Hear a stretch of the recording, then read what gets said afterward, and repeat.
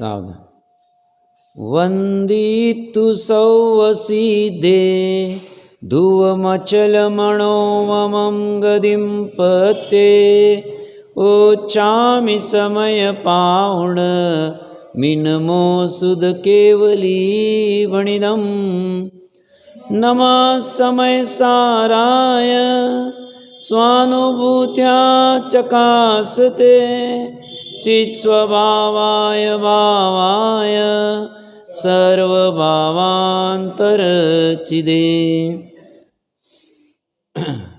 समय सार जी ग्रंथादिराज में आचार्य देव हम जो अपना वैभव भूल चुके हैं उस वैभव को दर्शा रहे। कैसा है अपना वैभव? तो आचार्य देव कह रहे हैं आपका वैभव स्वयं सिद्ध है, एक है, अनादि है, अनंत है और जब तक है तब तक उसमें कुछ भी नहीं होगा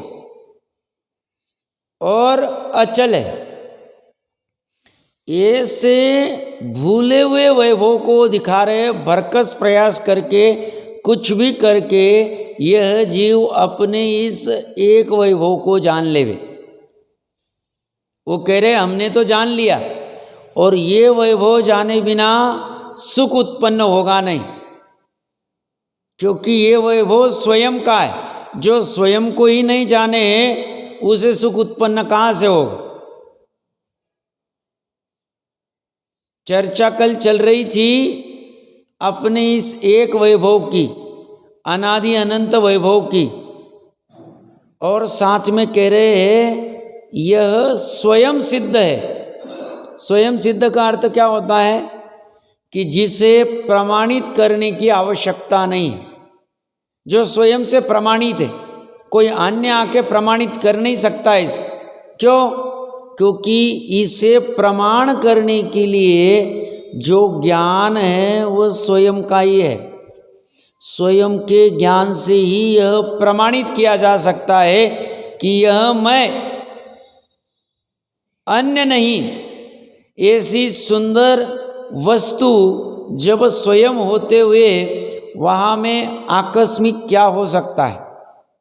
चर्चा चल रही है सम्यक दृष्टि आकस्मिक भय से रहित होता है। आकस्मिक उसमें कुछ हो ही नहीं सकता है, क्योंकि उस वस्तु में किसी का उदय नहीं, कोई नई वस्तु खड़ी नहीं हो सकती। तो साहब जैसे हिरोशिमा नागासाकी के ऊपर बॉम्ब डाल दिया, लाखों लोग चंद मिनटों में नाश हो गए। राजीव गांधी जी चेन्नई में कहीं जा रहे थे और किसी ने बॉम्ब पहना दिया फूलमाला की चक्कर में और उसमें उनका ध्वस्त हो गए। यह सब क्या है? ज्ञानी कहते हैं ये बॉम्ब से पूरा शरीर उड़ जाए, हिरोशिमा नागासाकी लो या चेन्नई में राजीव गांधी जी का लो, वो बोलते जो तुम्हारी वस्तु थी वह वैसी की वैसी स्वयं सिद्ध बनी रही, उसमें कुछ नहीं हुआ। बॉम्ब उसको उड़ा नहीं सकता है, बॉम्ब उसमें आकस्मिक कुछ कर नहीं सकता है। तो साहब ये पूरा शरीर वरीर की धज्जियाँ उड़ गई, पूरी बॉडी चिथरा हो गई, कपड़े वस्त्र आदि सब जल गए, कुछ बचा नहीं, हड्डी भी मिली नहीं, वो उसकी थी नहीं तो बचेगी कैसे? जो जिसका है वह उसका बना रहता है, जो जिसका नहीं है वह उसका कभी था ही नहीं। ये तो भ्रम से मान बैठे थे तो गलती हमारी। तो साहब क्या बॉम्ब से उड़ाते रहे लोगों को? ऐसा कौन कह रहा है? हम कह रहे हैं बॉम्ब से उड़ाने के बाद भी उस ज्ञान मात्र वस्तु का, एक वस्तु का, अनादि अनंत वस्तु का, अचल वस्तु का, स्वयं सिद्ध वस्तु का कुछ भी बाल बाका नहीं होता है। वहाँ आकस्मिक कुछ भी नहीं होता, बदलाव ही नहीं आता वहाँ पे। जैसी की वैसी बनी रहती, कैसी भी परिस्थिति उसको जेल में डाल देवे। अंडमान निकोबार में कहीं एकांत में पूरा अंधेरा है, वहां पे कुछ भी पता नहीं चल रहा है, ऐसे एकदम खराब से खराब जगह पे डाल दो, कहीं भी कुछ कर दो, उसमें आकस्मिक कुछ नहीं हो रहा है, हो नहीं सकता है। और ज्ञानी कह रहे हैं ऐसी वस्तु को एक बार के लिए, अंतर्मुहूर्त काल के लिए, एक बार के लिए अनुभव कर लो, प्रतीति कर लो, श्रद्धान कर लो, तो हम भी इन ज्ञानियों के लाइन में खड़े हो जाएंगे, इनके समान आ जाएंगे। जो ऐसा अनुभव कर रहे उनको फिर निशंकित निकांक्षित आदि सभी अंग उत्पन्न हो जाएंगे और उनको मरण आदि, अरक्षा आदि, आकस्मिक आदि सब भय खत्म हो जाए। कितनी पावरफुल होगी वो वस्तु। हम तो मात्र चर्चा कर रहे, चर्चा करने के बाद में हमारा कर्तव्य है सबका, मेरा भी, कि इस चर्चा के ऊपर विचार करें, तत्व विचार जिसे कहते, कि क्या ये ऐसा ही है, यहाँ पे आकस्मिक भय नहीं होता है, सही में ये स्वयं सिद्ध है, किसी को प्रमाणित करने की आवश्यकता नहीं है, क्या सही में एक है, सही में ये अनादि है, अनंत है, अचल है, और जब तक है तब तक इसमें कुछ भी नहीं होता है, ऐसा का ऐसा बना रहता है। ऐसा विचार करने के बाद में जब अंदर से तर्क युक्ति अनुमान से निर्णय करेंगे, तब जो निर्णय होगा वह निर्णय को तीन लोग तीन काल में कोई भी अलग नहीं कर सकता है, क्योंकि वह विचार स्वयं अपनी ज्ञान की परिणति में निर्णय पूर्वक हुआ है।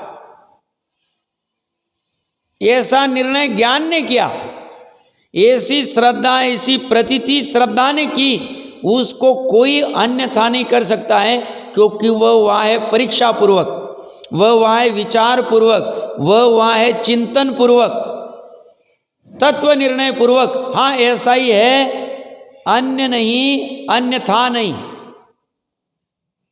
अपने प्रकरण पे जुड़ जाते हैं, 441 नंबर का पेज, श्लोकार्थ में 3 लाइनें पढ़ी थी।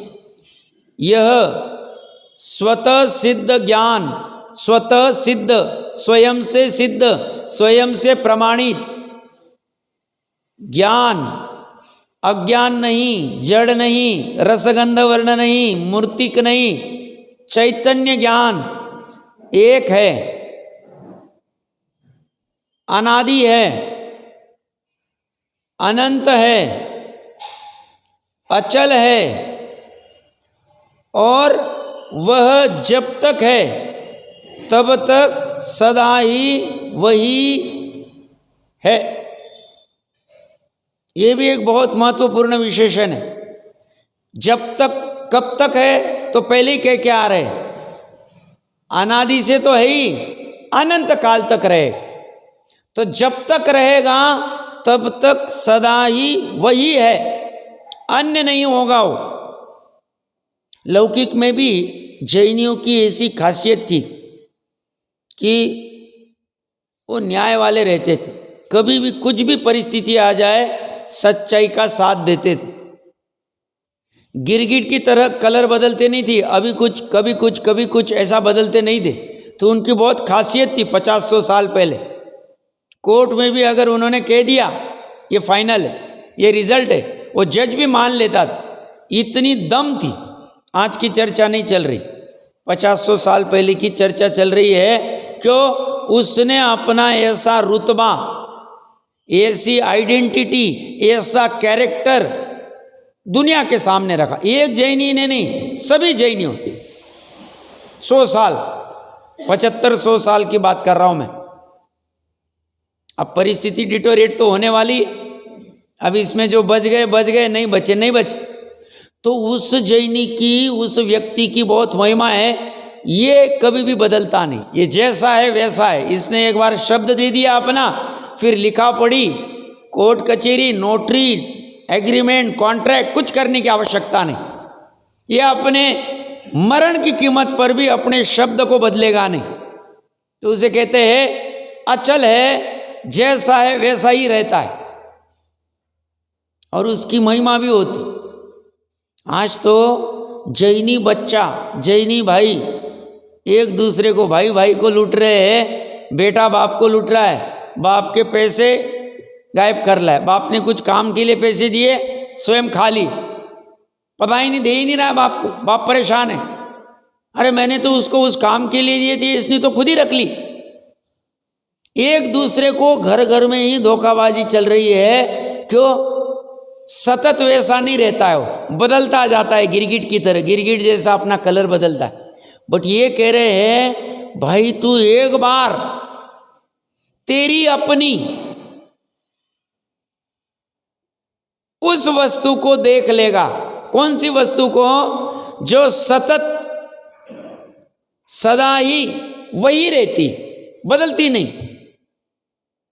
कोई भी परिस्थिति आ जाए, पुण्य का उदय आ जाए, पाप का उदय आ जाए, चक्रवर्तीपना आ जाए, 3 खंडाधिपति आ जाए, या निर्धन से निर्धन बन जाए, निरोगी रहे या रोगी रहे, देवगति में चले जाए या नरक गति में चले जाए,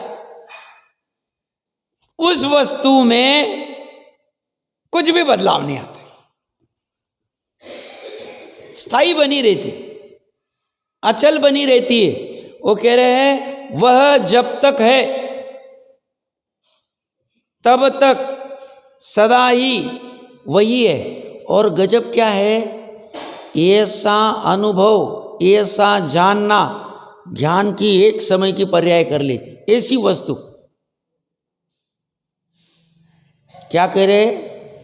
सम्यक ज्ञान क्या है?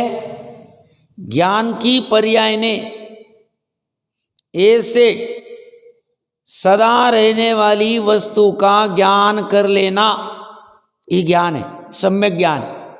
और ये इस ज्ञान को प्राप्त करने के लिए 1 रुपया खर्च नहीं करना पड़ता।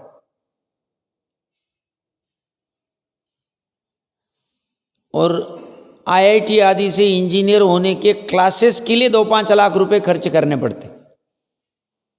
उसके बाद में IIT के लिए 2-5, 10-20 लाख रुपए खर्च करने पड़ते। डॉक्टर इंजीनियर के लिए 2-5, 50 लाख, 1 करोड़ का डोनेशन देना पड़ता है। उसके उपरांत भी गारंटी नहीं है।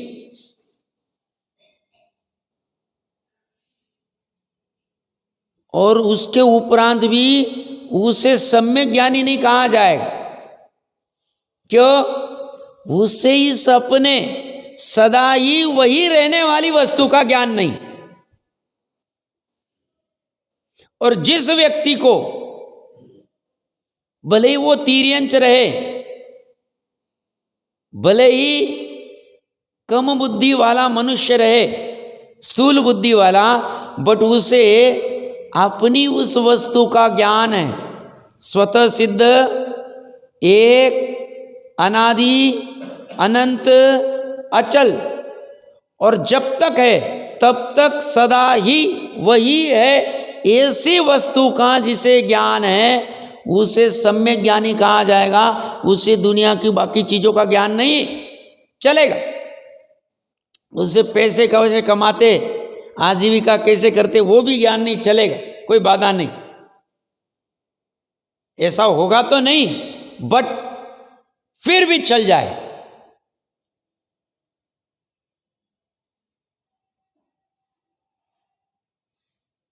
तो हमें जो बहुत महिमा आती लौकिक पढ़ाई की, इसकी महिमा रहेगी तो ये सदा ही वही रहने वाली की महिमा नहीं आएगी।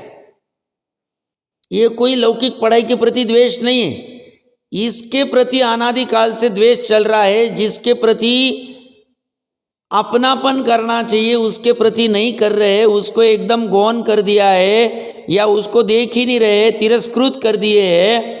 और जिसकी वजह से इतनी दुख की परंपरा अनादि काल से भोग के आए हैं, और अभी भी आगे अगर नहीं भोगनी होगी तो इसे ऊर्ध्व करना पड़ेगा और इसे गौण करना पड़ेगा। जितना आवश्यक है उतनी उसको कीमत दो और छोड़ दो उसको। लौकिक को भी, 363 मत को भी, और एक मत को, जो मत ऐसी वस्तु को दिखाता है, जो स्वतः सिद्ध वस्तु को दिखाता है, जो परावलंबन नहीं खड़ा करता है, पंच परमेष्टि का भी परावलंबन नहीं खड़ा करता है ये धर्म। ये तो हमें महिमा आती है उन पंच परमेष्टियों की जो ऐसी वस्तु को दिखाते। वो कहते नहीं तुम हमारी महिमा करो, सहज में हमें महिमा आ जाती है। कैसे हमारे अरंत सिद्ध आचार्य उपाध्याय साधु जी, कैसी हमारी जिनवाणी, कैसा हमारा जिन धर्म, जो ये से हमारे वैभव को हमें दिखा रहा है, जो हमें पता नहीं था, और उस न पता के चक्कर में हम दर दर की ठोकरें खा रहे थे। 4 गति 84 लाख योनियां और कोड़ा कोड़ी कुलों में मात्र घूम रहे।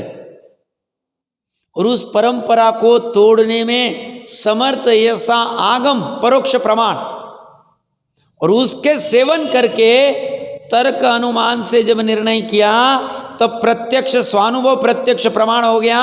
ये जो कह रहे वस्तु ऐसी है, अन्य नहीं, अन्यथा नहीं, और सहज में फिर महिमा आ जाती इस जिन धर्म की, इस जिन वाणी की। लानी नहीं पड़ती वहां, भाड़े से लाना नहीं पड़ता है पैसा देके, वहां तो अपने आप उछलती है वो महिमा। तो ऊर्ध्व किसे करना चाहिए? इस अपनी वस्तु को, और फिर उपचार से इस वस्तु को दिखाने वाले पंच परमेष्टि नवदेवता आदि आदि की महिमा सहज में आ जाती, साधर्मी आदि की। और इन चीजों को गौण कर देना चाहिए, क्योंकि इनको ऊर्ध्व रखेंगे तो ये खत्म। क्योंकि ऊर्ध्व रखना एक को है, क्योंकि एक से ही काम होगा, चर्चा ही वो चल रही एक। और जब एक को छोड़ के अनेकता को ऊर्ध्व रखेंगे, हम अगर महिमा गाएंगे, कैसा कपड़ा, कैसा आभूषण, कैसा घर, कैसी कार, कैसा सोफा, कैसा एसी, कैसी दुकान, कैसा मॉल, कैसा मूवी, इनकी महिमा आएगी। कैसी मेरी स्किन, कैसा मेरा शरीर, कैसा मेरा रूप, कैसा मेरा नाक, कैसी मेरी आंख, गया काम से। इसने इसको ऊर्ध्व किया, कैसी इसकी पढ़ाई, कैसी इसके सर्टिफिकेट, कैसी इसके मेडल, इसको ऊर्ध्व किया तो इसने एक को गौण किया। इसने बहुत बड़ी रिस्क ली, बहुत बड़ी रिस्क ली इसने। क्यों? इसने अनंत संसार बढ़ाने वाली रिस्क ले ली, गड्ढे में गिरा है। और जैसे ही इस एक को ऊर्ध्व कर देगा और बाकी को गौण कर देगा, होगा नहीं होगा इससे कोई मतलब नहीं हमें, तो इसका काम हो जाए। काम करने का और कोई दूसरा शॉर्टकट नहीं, एक को ही मुख्य रखना पड़ेगा। तो ये कह रहे वह जब तक है तब तक सदा ही लगाया, मतलब ऐसा ही है, वही है, अन्य होता नहीं। क्योंकि अमृतचंद्र देव के शब्द क्या हैं? इदम यावत तावत सदा एव ही अमृतचंद्र देव ने लगाया, हिंदी वाले ने नहीं लगाया, संस्कृत वाले ने लगाया। 1000 साल पूर्व आत्मख्याति में अध्यात्म ढूंढ लो, टोडरमल जी साहब कहते हैं। प्रमाण है, दोनों प्रामाणिक, टोडरमल भी और अमृतचंद्र देव भी। ये वस्तु में ऐसी, वस्तु ऐसी, बस इसी की खोज करना धर्म, इसकी खोज करना ही पुरुषार्थ और कुछ नहीं करने कह रहे हम। कैसा होता होगा, कैसा होता होगा, कैसा होता होगा, सही में ऐसा होता होगा कि नहीं होगा। धुन लगी है रात दिन,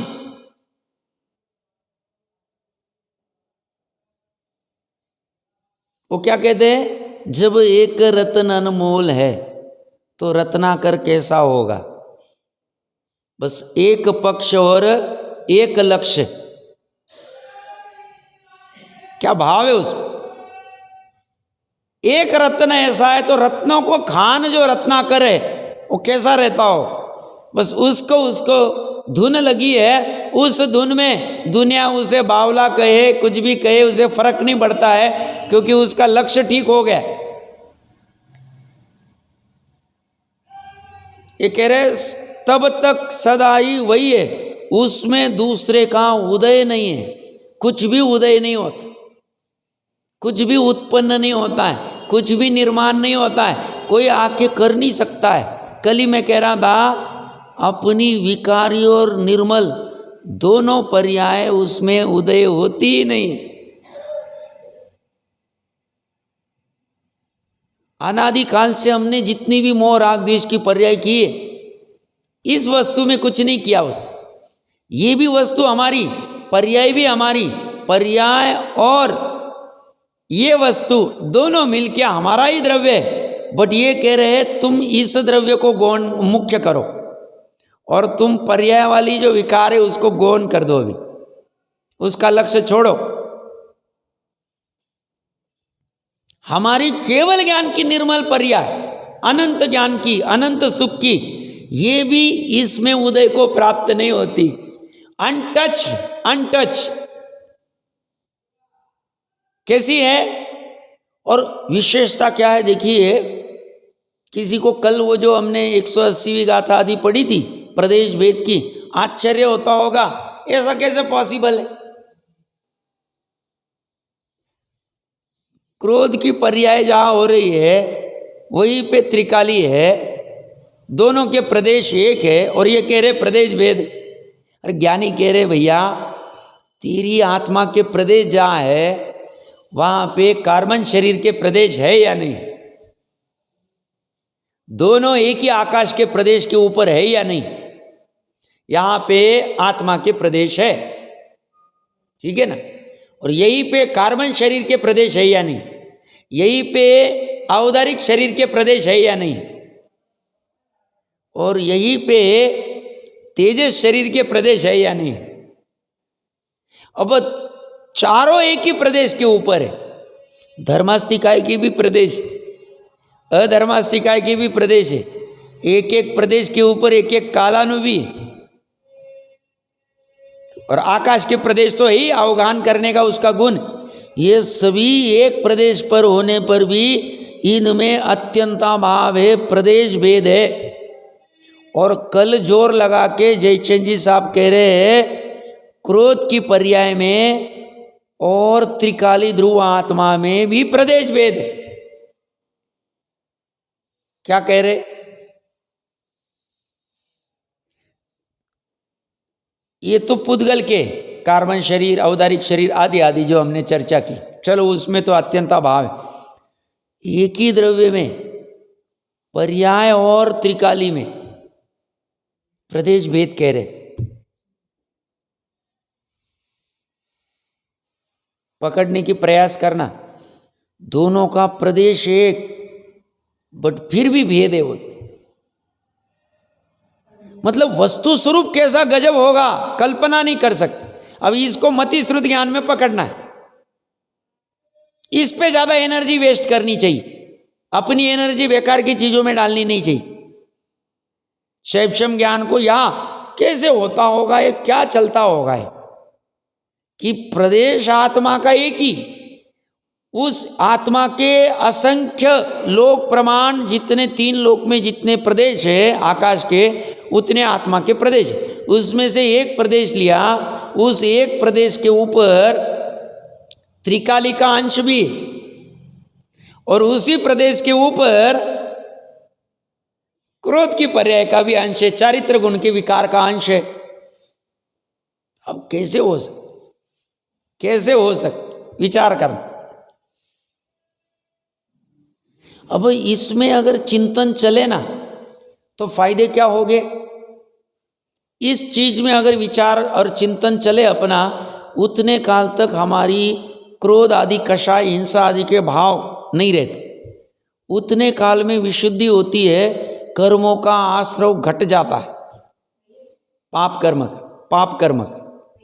हाँ एक मिनट याद रखना, पाप कर्म का आश्रव घट जाता है। उतने काल में, और साथ में व्यर्थ की चीजों में उपयोग उलझता नहीं, उपयोग ऑटोमेटिकली मर्यादा में आने लग जाता है। ये साइंस है, समझ में आना। इसलिए टोडरमल जी क्या कह रहे बार बार, प्रयोजनभूत चीजों का विचार करो, प्रयोजनभूत का निर्णय करो, तत्व विचार करो, तत्व विचार करो। यही कंसेप्ट है और इसी को वो पुरुषार्थ कह रहे। ये पुरुषार्थ होगा तो फिर पर्याय का स्वभाव तरफ जाने का पुरुषार्थ भी हो जाए, क्योंकि निर्णय पूर्वक वो ऐसी जाएगी नहीं। वो कहती है मैं अनादिकाल से उधर गई नहीं और तुम मेरे को बोल रहे हो वहां चले जाओ, ऐसी कैसी जाऊं मैं नहीं जाऊंगी। श्रद्धा की पर्याय कह रही, ज्ञान को कह रही अच्छे से खोजबीन करके आ जाओ, सही में ये ऐसा ही है क्या, सही में अनादि है क्या, वापस मेरा कोई मिसगाइड तो नहीं करेगा, कोई झूठ तो नहीं बोल रहा है, सही में अनादि है क्या, सही में अनंत है क्या, सही में स्वतः सिद्ध है क्या, सही में एक है क्या, सही में अचल है क्या, सही में सतत वही का वही रहता है क्या। इसकी तुम खोजबीन करके आ जाओ। और इसकी खोजबीन करना ये भी धर्म है, क्योंकि धर्म कोई शरीर की क्रिया, वचन की क्रिया, मन की क्रिया नहीं। हाँ, आपका प्रश्न था। हाँ,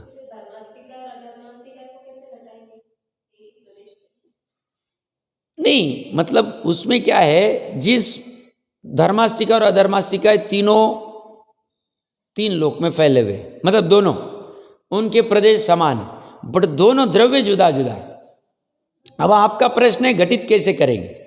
इसमें क्या है, पहली बात तो उपादान निमित्त के प्रकरण में हमने देखा होगा, निमित्त क्या है, ओनली जिसके ऊपर अनुकूलता का आरोप आता है। निमित्त उपादान में करता कुछ नहीं, ये तो बेसिक फंडा है। उपादान स्वयं, तो अभी स्वयं जीव, और परिभाषा क्या है धर्मास्तिका है, जीव या पुद्गल स्वयं गमन करना चाहते उसमें निमित्त भूत, तो ये स्वयं गमन करना चाह रहे, तो उसमें निमित्त भूत जो है वो धर्मास्तिका का प्रदेश। उस समय में ये पुद्गल स्वयं गमन करना चाह रहा है, उसमें उसके ऊपर आरोप आया कि धर्मास्तिका उसमें निमित्त था। अब उस समय में ये रुकना नहीं चाह रहे, तो गमन पूर्वक रुकने की प्रक्रिया जब होगी तब वहां का अधर्मास्तिकाय का प्रदेश उसमें निमित्त होगा। अभी जब गमन हो रहा है तब अधर्मास्तिकाय निमित्त नहीं, क्योंकि उसके ऊपर अनुकूल। अधर्मास्तिकाय का काम क्या है कि स्थिर करने में निमित्त होना। अब ये तो गमन कर रहा है तो उस पर आरोप नहीं आए, निमित्त है वो कोई कराता नहीं। इसमें मछली आदि का सब उदाहरण देते, मछली स्वयं गमन करती, उसमें पानी निमित्त भूत है, पानी उसे गमन नहीं कराता है, पानी तो स्वयं स्थिर है। लेक या पौंड का पानी स्थिर है, बस ऐसी। अब प्रश्न आपका था कि दोनों को कैसे प्रूव करें, तो दोनों को प्रूव वही है कि जब गमन करता है तब ऐसी कोई वस्तु होनी चाहिए कि जो निमित्त भूत होवे। उसे अनादिकाल से जिन धर्म में धर्मास्तिकाय नाम दे दिए। और जब गमन पूर्वक स्थिति करे उस समय में रोकने में कोई ऐसी वस्तु होनी चाहिए निमित्त रूप में। उपादान से तो वो स्वयं कर रहा है, तो वह वस्तु को अधर्मास्तिकाय नाम दे। बस बात इतनी सी, बाकी दोनों वस्तु तो है ही, दोनों है। अब केवली प्रत्यक्ष जान रहे हम, प्रत्यक्ष अवधि ज्ञान मन पर ज्ञानी भी प्रत्यक्ष नहीं जान सकते, मति श्रुत तो भी परोक्ष जान सकते, क्योंकि 6 द्रव्य उनके विषय, बट परोक्ष जान सकते, उनके प्रदेश नहीं जान सकते। अब हमें है या नहीं है, ये एकदम प्रत्यक्ष जानना है तो केवल ज्ञान प्रकट करना पड़ेगा। और अब जब होगा तब होगा, बट मति श्रुत ज्ञान में हम जिनवानी का आलम्बन लेके और अपने वहाँ पो करके निर्णय कर सकते कि हाँ ऐसा हो सकता है, ऐसा पॉसिबल कि ऐसे 2 द्रव्य हो सकते। क्योंकि गमन में साहिबूत प्रश्नकर्ता ने प्रश्न किया कि आकाश को ही तीनों काम दे दो, तो बोलते हैं ऐसा नहीं, अगर दे देंगे तो आलोक आकाश में भी फिर गमन होने लग जाएगा, तो वहां पे फिर खंडन हो गया।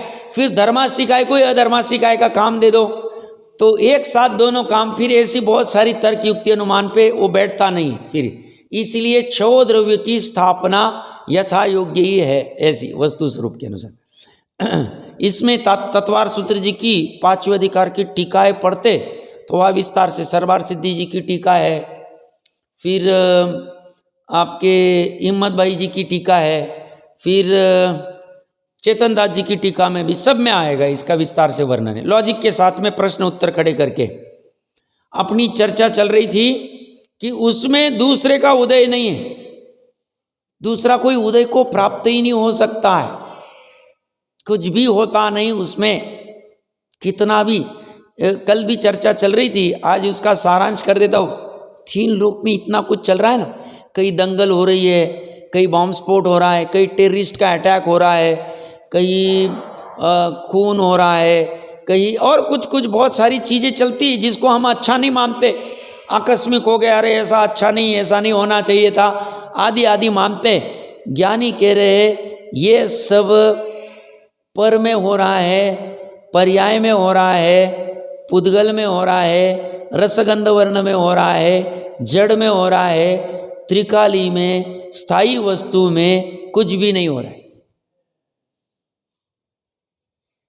और जैसी स्थायी वस्तु का नजदीकी आ जाती है, स्थायी वस्तु पर्याय को प्राप्त हो जाती है, तो ये सब दुख, आकुलता, परलक्ष्य हट जाता है। और हमें आकस्मिक, अरे उसको अटैक आ गया, अरे उसको ब्रेन स्ट्रोक आ गया, अरे वो डांस करते करते गिर गया और नाश हो गया, अरे ये सब चलने वाला है अभी, क्यों? आयु प्रमाण में, और जैसी योग्यता है वैसा चलने वाला है। अभी यहाँ योग्यता खड़ी कर देना, क्यों?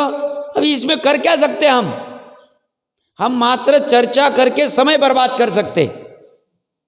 उससे अच्छा ये ऐसा होता कैसे है, क्यों होता है, और ऐसा द्रव्य में भी होता है या नहीं होता है, नहीं होता है तो ज्ञानी क्या कहते, क्या होता है, इसका अगर विचार करे, चिंतन करे तो हमारा काम हो जाए।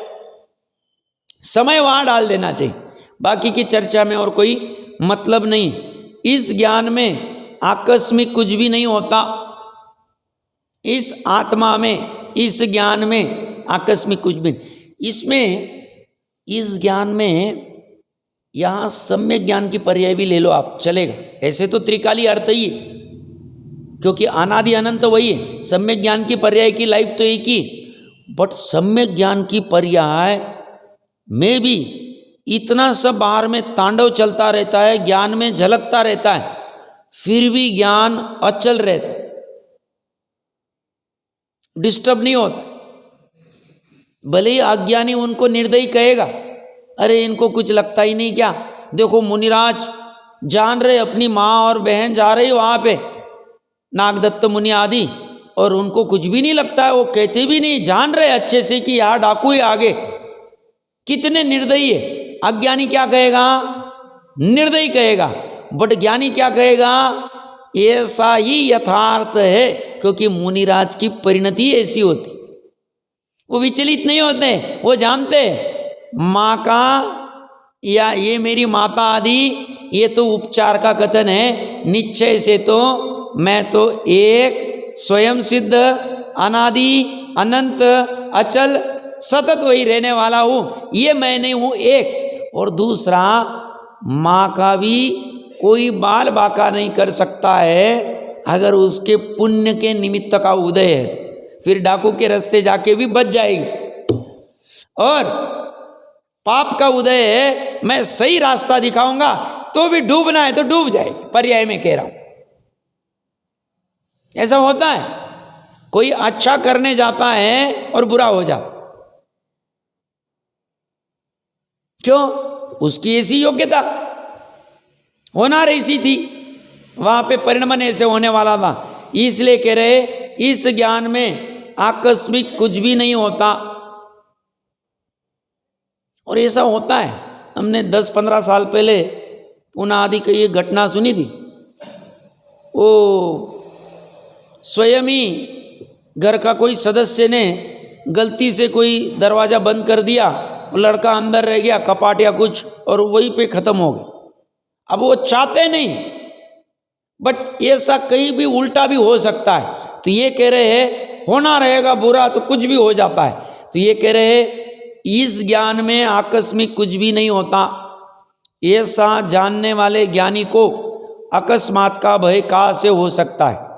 वह तो स्वयं निरंतर निशंक वर्तता हुआ सहज ज्ञान का सदा अनुभव करता है। भावार्थ में यदि कुछ अनिर्धारित अनिष्ट एकाएक उत्पन्न होगा तो ऐसा भय रहना आकस्मिक भय है। कुछ हो जाए कुछ हो जाए, ये भय बहुत गजब की दुखदाई परिणति। जीव बहुत सी जीव भयाक्रांत रहते स्वयं ही अंदर में, अरे ऐसा हो जाएगा वैसा हो जाएगा, कोई गिर जाएगा, चाच भी फूक के पीना, चाच भी फूक के पीना। अरे भाई कहाँ फूक रहे हो आप? किसी को फूक ही नहीं सकते। और लौकिक में इतना फोकस देने की आवश्यकता ही नहीं। जैसे आप उपयोग को सही जगह फूकोगे तो आपको चार्ज फूकने की जरूरत नहीं पड़ेगी।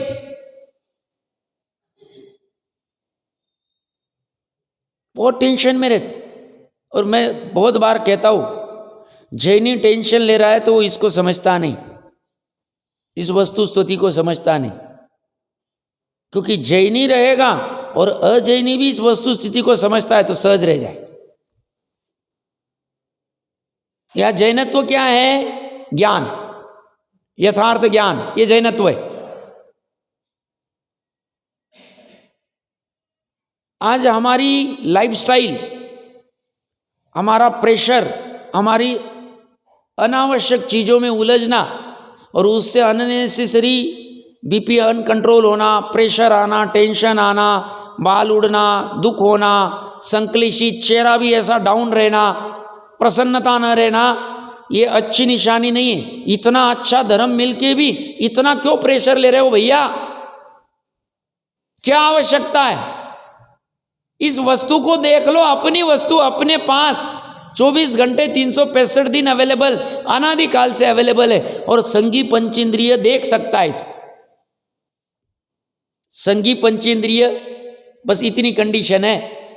आर्य क्षेत्र भी मिल गया सब एडिशनल में, जिन धर्म मिल गया एडिशनल में, जिन वाणी मिल गई, निरोगी शरीर मिल गया, दुर्लभ सभी बोल मिल गए। बस थोड़ी सी अपनी पुश करना है, बस थोड़ा सा पुश करना।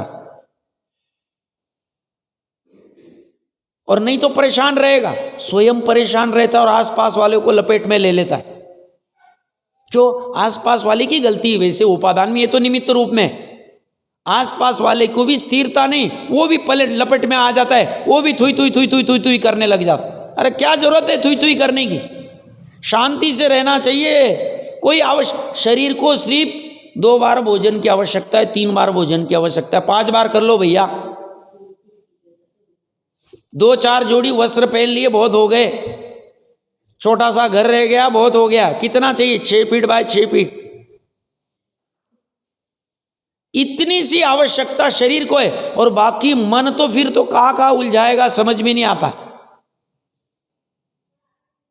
बिना काम का स्वयं प्रेशर लेना, दुखी होना, आर्त ध्यान करना, संक्लेशित होना, टेंशन लेना, मतलब जिन धर्म पकड़ में नहीं आ रहा है।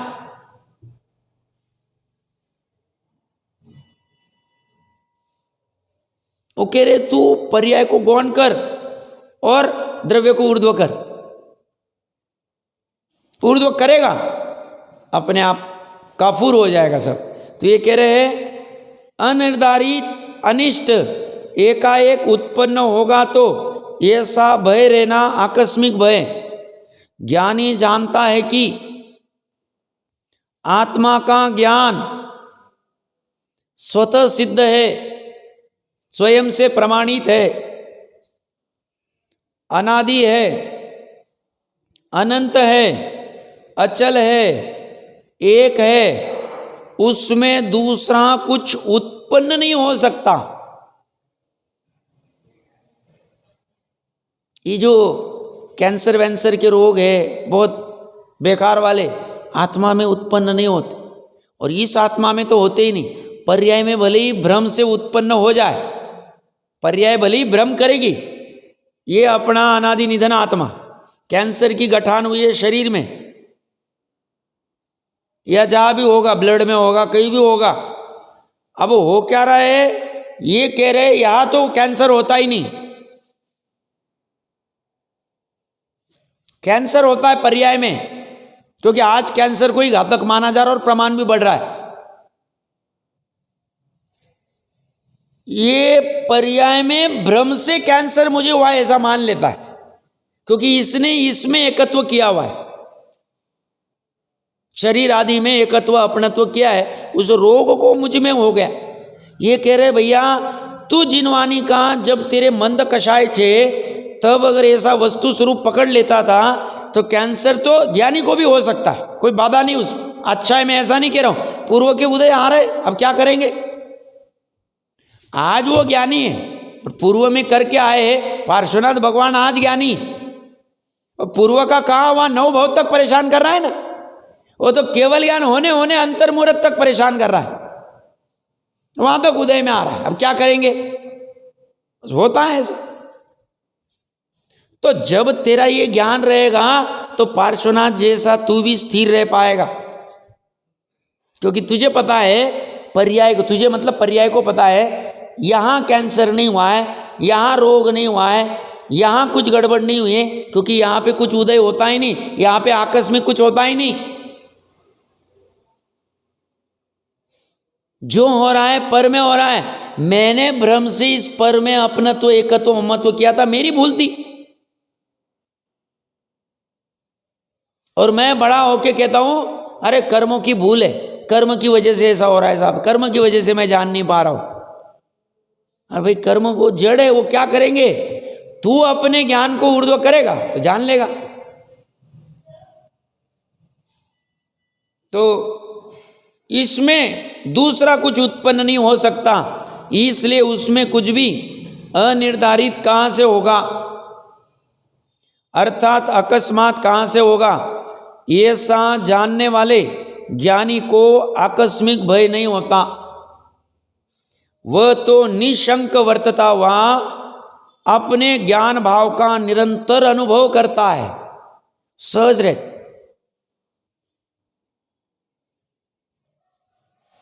टोडरमल जी साहब को आकस्मिक लेके गए, हम पिक्चर खड़ा कर सकते, आधा 1 घंटा 2 घंटा हाथी को बुलाएंगे, उनको लेके जाएंगे, 2 घंटे 4 घंटे तो लगे होंगे। ऐसा नहीं कि सुदर्शन सेठ गलत है, सुदर्शन सेठ की कहानी भी सही है, वारिसेन की भी कहानी सही है, बट अभी 250 साल पूर्व टोडरमल जी की कहानी, पूरा प्रसंग घटित हो रहा है, बट उनको लग रहा है मेरे में कुछ नहीं हो रहा। यही विशेषता है, मात्र लिखने के लिए लिखा नहीं उन्होंने मोक्ष मार्ग प्रकाशक जी में, उनके परिणमन में ऐसा था। तो भी हाथी को कह रहे भैया तू तुम्हारा काम करना, टेंशन मत ले, मेरा कुछ नहीं होने वाला, बाल नहीं बाका होने वाला, क्योंकि मैं अचल हूं, मैं अनादि हूं, मैं अनंत हूं, इससे थोड़ी मेरा नाश होना, मेरा तो काम हो गया। क्यों, मनुष्य पर्याय में जिनवानी का कितना सेवन किया था, अपनी बात में पढ़ लेना चाहिए।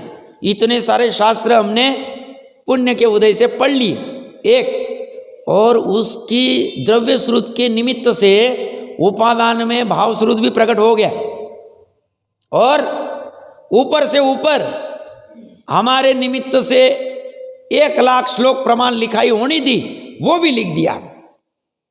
सम्यक ज्ञान चंद्रिका आदि की टीका और बाकी की जो जो होना था सब कर लिया।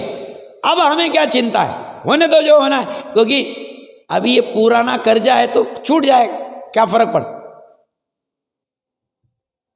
तो ऐसी स्थिति में भी वो डिग नहीं पाते, और ऐसी गंभीरता नहीं रही परिणति को, पर्याय को ऐसी समझ नहीं रही, अपने गंभीर स्वभाव, थोड़ा सा कुछ अरे क्या, अरे पानी गिर गया, अरे घी गिर गया, अरे ये हो गया, दूध गया, अरे भाई ये क्या होगा, ठीक है ना, विवेक रखना, गिराना अच्छा है, मैं ऐसा नहीं कह रहा हूं, बट इतना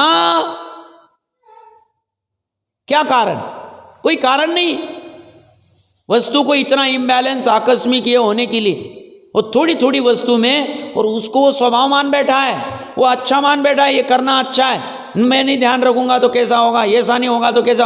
अरे भैया, कितने आए कितने चले गए, ध्यान तो सिर्फ इस वस्तु का रखना है। किस वस्तु का? अचल, अनादि, अनंत, स्वयं सिद्ध, एक, सदा वैसी की वैसी रहना। ये पूरा मगज में वही चलना चाहिए रात दिन, बाकी के सब उड़ जाने चाहिए। और मैं गारंटी से कहता हूं, इससे कोई मनोरुग्ण होने वाले नहीं, मेंटली रिटायर्ड होने वाले नहीं। हम भी नए नए धर्म में लगे, अब ये समाचार पढ़ेंगे तो ये भी बनारसी दास जैसे या किसके ऐसे हो जाएंगे, कुछ हो जाएगा, ऐसे बहुत कहते थे हमें। अब हम बोले जाने दो, अभी उनको तो हम रोक नहीं सकते, उनके मुंह पे हम पट्टी कहाँ बांधे।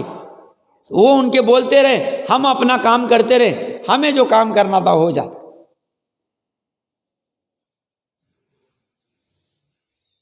लेना क्या है? आकस्मिक कुछ भी नहीं होगा। ऐसी वस्तु को एक बार से चिपक जाओ। एक बार से कौन चिपकेगा? पर्याय। कहाँ चिपकेगी? स्वयं के द्रव्य से। द्रव्य से नहीं, स्वयं के द्रव्य से। स्वयं बहुत महत्वपूर्ण है। चिपकना है द्रव्य से, स्वयं के द्रव्य से चिपकना। बस इतना सुंदर और सरल जिन शासन है, सरल है वो।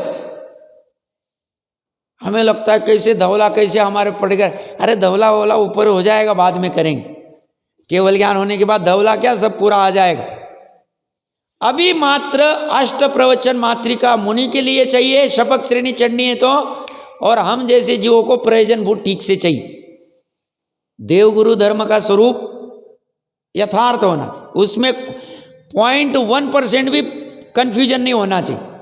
7 तत्व का, 9 पदार्थ का, 6 द्रव्य का, द्रव्य गुण पर्याय का, एकदम क्लियर, कोई कंफ्यूजन नहीं। उस प्रयोजन भूत के लिए शास्त्र रेफर करने की आवश्यकता नहीं होनी। हाँ, अप्रयोजन भूत में कोई माता बहने या कोई पूछे, साहब ये कितना है, 16वें स्वर्ग वाले का विमान कितना योजन है, भैया शास्त्र में देखना पड़ेगा, हमारी बुद्धि इतनी नहीं आता है तो नहीं आता, कोई फर्क नहीं पड़ता। अप्रयोजन भूत है, उससे कोई आत्मा मिलने वाला नहीं। हाँ, 7 तत्व, देवगुरु शास्त्र, आपा पर और आत्मा, ये 4 वस्तु को ऊर्ध्व रखना चाहिए। इसका भली भांति निर्णय होना चाहिए, उसमें प्रमाद नहीं करना चाहिए। उसमें स्वयं होके कौन सी जिनवानी में इन की चर्चा है, लाओ याद रखो, उसको पढ़ो, उसको नोट्स निकालो, चिंतन करो, चर्चा करो अंदर आपस में।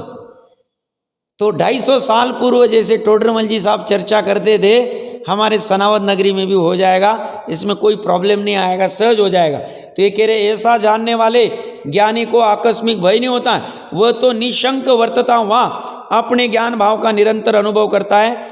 इस प्रकार ज्ञानी को 7 भय नहीं होते हैं। यह परिणति की पूरी चर्चा हुई। अब अविरत सम्यक दृष्टि के संदर्भ में कुछ अच्छा प्रश्न अंत में किया है जयचंद जी साहब को, उसका समाधान करके और फिर आगे जो निशंकित आदि 8 अंग की चर्चा चलेगी, उसकी उत्थानिका में एक कलश है, वो हम पढ़ते हैं।